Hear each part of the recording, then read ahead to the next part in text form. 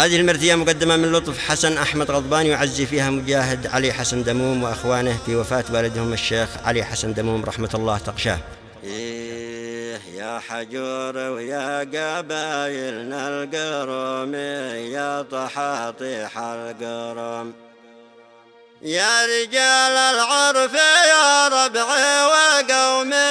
ألف ونعم يا قروم، كلكم أصحاب فزعايا النشام.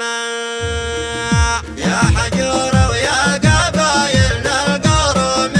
يا طحاطيح القروم، يا رجال العرف يا ربعي وقومي، ألف ونعم يا قروم، كلكم أصحاب فزعايا النشام.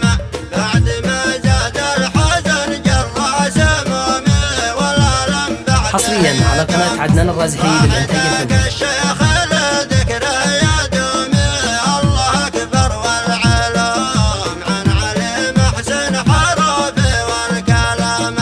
من دموم المحزم توكل فلومي، يلقى صايد من نلوم، القدر شل الأسد بعد علومي، ساهر من دون نوم، يا فقيدك يا وطن درع وحزامة، العزا واجبنا عزي في قدومي، لابنها وربعه وقوم، واخوته في مرثية سلمى وسلومي، شلها يا طير حوم، في سمانه عزي القوم الكرامة، راحما بالطيب ترثيها الغيوم، والسماء بعد الغيوم، والجبال الشامخة خاص وعمومي، والعيون تهل دوم، الدموع الحارقة مثل الغمامة، أسألك يا الله تغفر للدموم، واسكنه بين النعم، في جنان الخلد يتنعم نعومه، وارحمه دايم ودوم، نحمدك يا رب في مسك الختامة. يا حجور ويا قبايلنا القروم، يا طحاطيح القروم،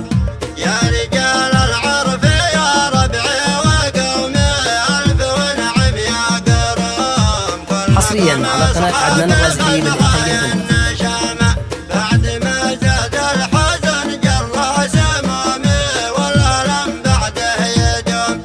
راح ذاك الشيخ الذكرى يا دومي،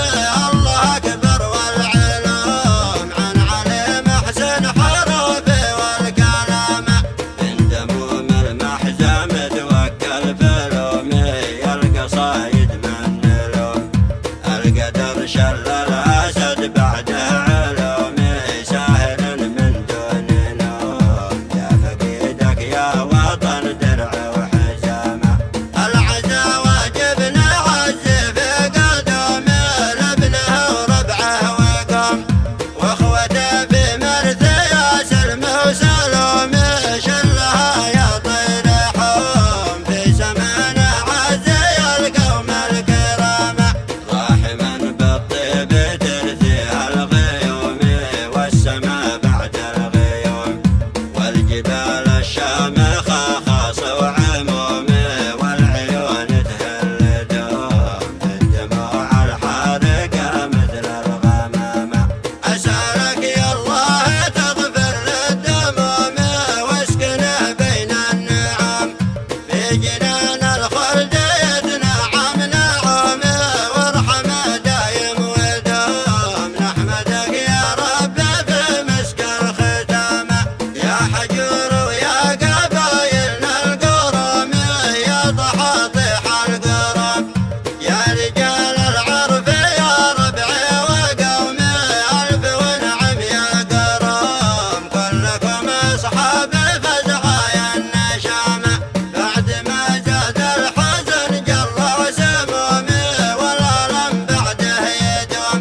راح ذاك الشيخ الذكرى يا دومي، الله أكبر والعلوم، عن علي محسن حروفي والكلام، من دموم المحزم توكل فلومي، يلقى صايد من نلوم، القدر شل الأسد بعده